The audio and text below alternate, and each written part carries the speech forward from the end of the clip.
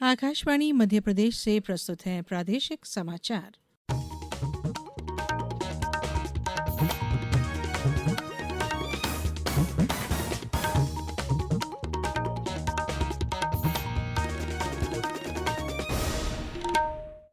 नमस्कार। समाचारों के साथ मैं धारणा सचदेव। प्रधानमंत्री नरेंद्र मोदी ने भारत छोड़ो आंदोलन में भाग लेने वाले सभी स्वतंत्रता सेनानियों और आंदोलनकारियों को आज श्रद्धांजलि अर्पित की। सोशल मीडिया पोस्ट में श्री मोदी ने कहा कि इन वीरों का साहस हमेशा हर भारतीय के लिए प्रेरणा स्रोत बना रहेगा। प्रधानमंत्री ने कहा कि महात्मा गांधी के नेतृत्व से प्रेरित होकर भारत छोड़ो का आह्वान देश के स्वतंत्रता संग्राम में नई ऊर्जा लेकर आया। उन्होंने कहा कि इस आंदोलन ने औपनिवेशिक शासन से मुक्ति पाने के लिए भारतीय जनता के अटूट संकल्प को प्रतिबिंबित किया। मुख्यमंत्री डॉक्टर मोहन यादव ने आज भोपाल के टीटी नगर स्टेडियम में आयोजित तिरंगा यात्रा में सहभागिता की। यह आयोजन हर घर तिरंगा अभियान के तहत किया गया। मुख्यमंत्री ने स्वतंत्रता संग्राम के शहीदों और स्वतंत्रता सेनानियों को नमन करते हुए कहा कि तिरंगा यात्रा के माध्यम से देश भर में स्वतंत्रता का उत्सव मनाया जा रहा है। उन्होंने बच्चों, युवाओं, बुजुर्गों और मातृशक्ति सहित सभी देशवासियों से राष्ट्र सेवा का संकल्प लेने और देश की प्रगति में योगदान देने की अपील की। आज तिरंगा यात्रा हम सब पूरे देश में निकाल रहे हैं। हर राज्यों में, राजधानी में आज सब दूर तिरंगा यात्रा निकल रही है और उम्मीद करता हूं कि पूरे देश में आज ये तिरंगा यात्रा के माध्यम से सारे देश के युवा, महिला, बूढ़े, बच्चे, जवान सब मिलकर संकल्प करें देश की स्वतंत्रता के लिए अपनी आजीवन वो सेवा भी करते रहे और जीवन भर परमात्मा करे कभी हमारे देश पे दुश्मन की नजर न लगे। गौरतलब है कि प्रदेश भर में हर घर तिरंगा अभियान आज से शुरू होकर 17 अगस्त तक चलेगा। राज्य को आज 4 नई सीधी हवाई सेवाओं की सौगात मिलेगी।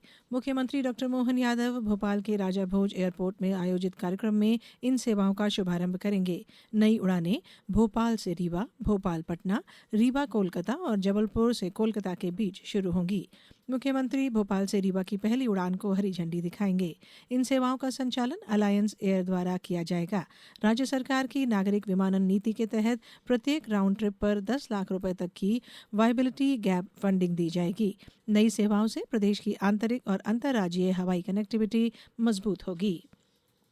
केंद्रीय गृह मंत्री अमित शाह ने कहा है कि मोदी सरकार द्वारा औपनिवेशिक काल के कानूनों के स्थान पर लागू किए गए 3 नए आपराधिक कानून प्रौद्योगिकी, समयबद्धता और विश्वास के 3 महत्वपूर्ण स्तंभों पर आधारित है। पुदुचेरी में आज पुदुचेरी पुलिस को राष्ट्रपति का पुलिस ध्वज प्रदान करने के समारोह में श्री शाह ने कहा कि नए कानूनों का उद्देश्य प्रौद्योगिकी आधारित और समयबद्ध व्यवस्था के माध्यम से नागरिकों को न्याय सुनिश्चित कराना है। राष्ट्रीय जैव विविधता प्राधिकरण एनबीए ने 33 राज्य जैव विविधता बोर्डों, केंद्र शासित प्रदेशों की जैव विविधता परिषदों और राष्ट्रीय संस्थानों को अभिगमन और लाभ साझाकरण के तहत 3 करोड़ रुपए से अधिक की राशि वितरित की है। पर्यावरण, वन और जलवायु परिवर्तन मंत्रालय ने बताया कि यह राशि भारत के कृषि और पशुपालन क्षेत्र की जैव विविधता संरक्षण के लिए भी है।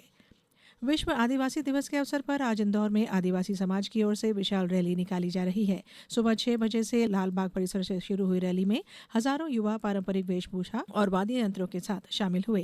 रैली कलेक्ट्रेट, टावर चौराहा और भंवर कुआं होते हुए राजीव गांधी चौराहे पहुंचेगी। पुलिस ने वाहन चालकों से वैकल्पिक मार्ग अपनाने की अपील की है। बात मौसम की। प्रदेश में मानसून एक बार फिर सक्रिय हो रहा है। मौसम विभाग ने आज दतिया, रीवा और सीधी जिलों में भारी बारिश का अलर्ट जारी किया है।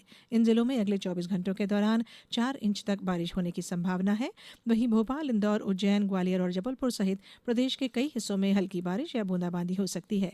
मौसम विभाग के मुताबिक प्रदेश में अब तक औसतन 17.2 इंच बारिश हुई है, जो सामान्य से करीब 20% कम है।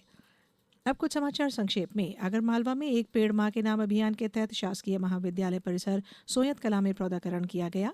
डिंडौरी जिले में लगातार हो रही बारिश से नर्मदा पुल पूरी तरह जलमग्न हो गया है, जिससे कई क्षेत्रों का मुख्यालय से संपर्क बाधित हो गया है।